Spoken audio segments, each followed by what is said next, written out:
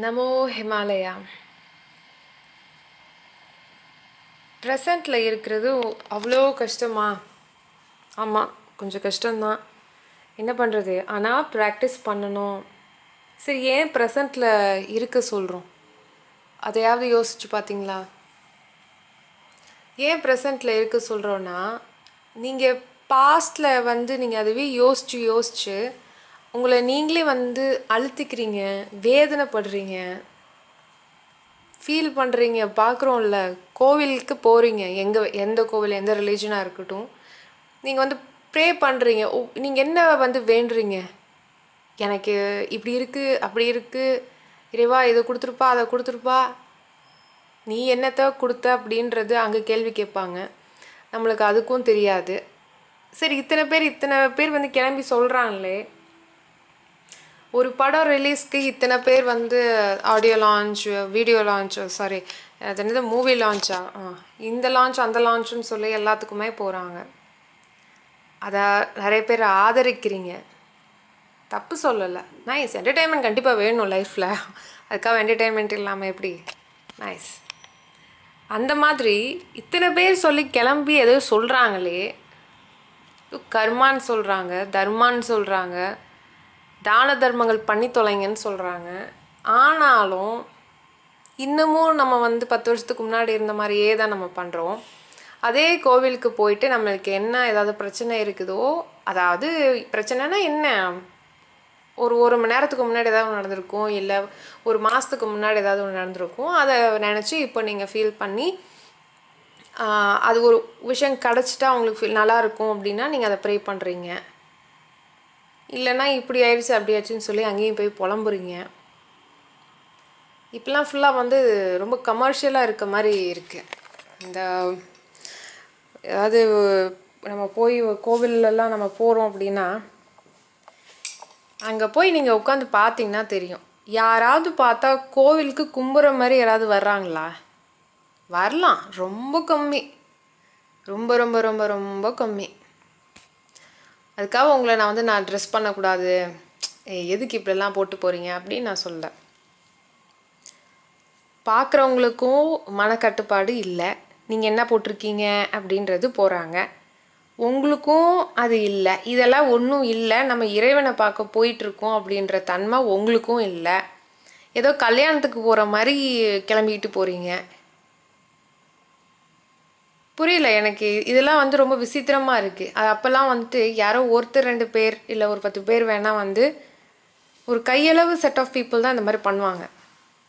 இப்போ அந்த மாதிரி இல்லை. எக்ஸிபிஷன் இதில் என்ன எதை நோக்கி போகிறீங்க? என்டர்டெயின்மெண்ட், ஃபுல்லாக என்டர்டெயின்மெண்ட், 24/7 உங்களுக்கு என்டர்டெயின்மெண்ட் வேணுமா? அப்போ நீங்கள் மெடிடேட் பண்ணியிருக்க வேண்டியது தானே. அங்கேயும் என்டர்டெயின்மெண்ட் நிறைய காட்டுவாங்க.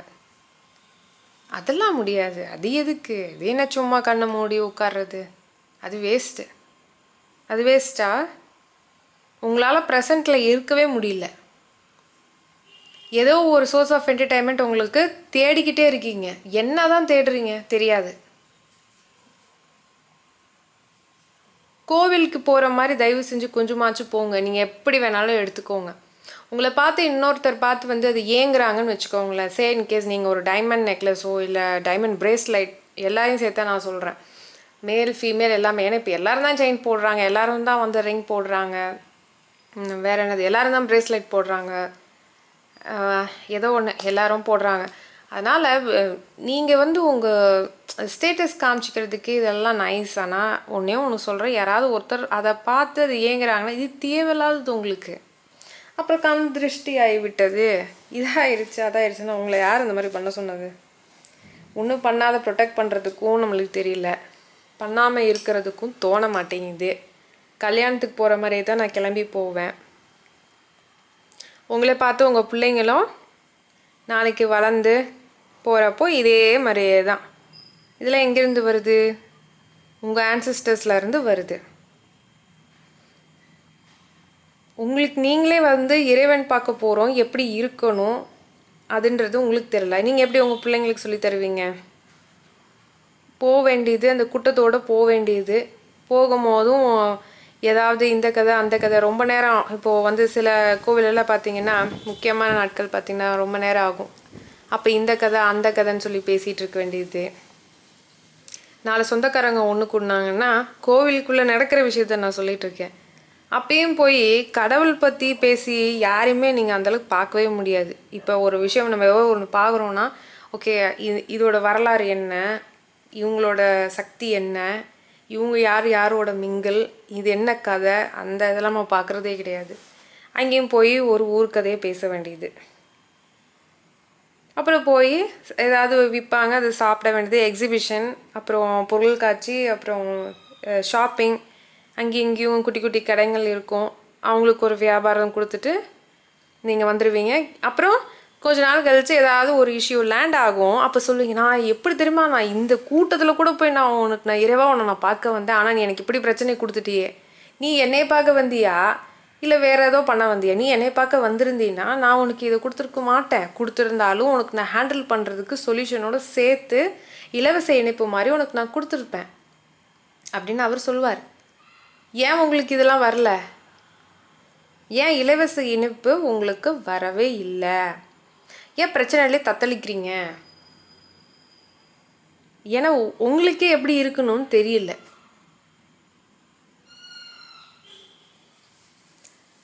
நீங்கள் அவுட்ஃபிட், அதாவது ட்ரெஸ் வந்து அழகாக போட்டுக்கலாம், அதில் எந்த தப்பும் கிடையாது. திருப்பி திருப்பி சொல்கிறேன். ஆனால்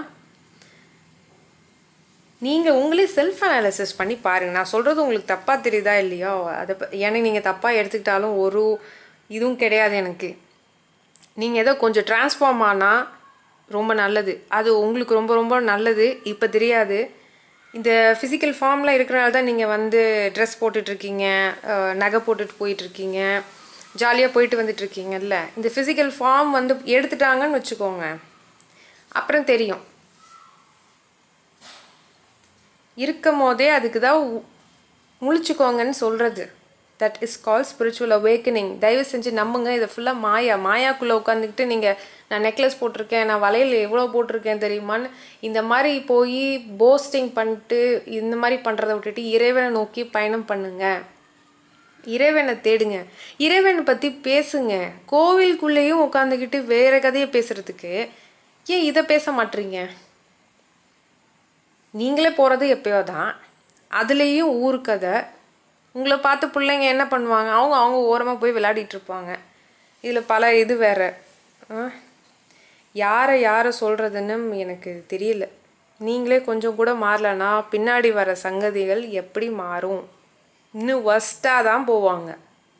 இதுக்கு முன்னாடி இருந்தவங்க ஏதோ வந்து ஹாஃப் ஒஸ்ட்டுன்றனால தான் இப்படி வந்து நிற்கிது. இப்போ இதுவும் ஒஸ்ட்டுன்னா இன்னும் பின்னாடி வருது எப்படி ஒஸ்ட்டாக இருக்கும்?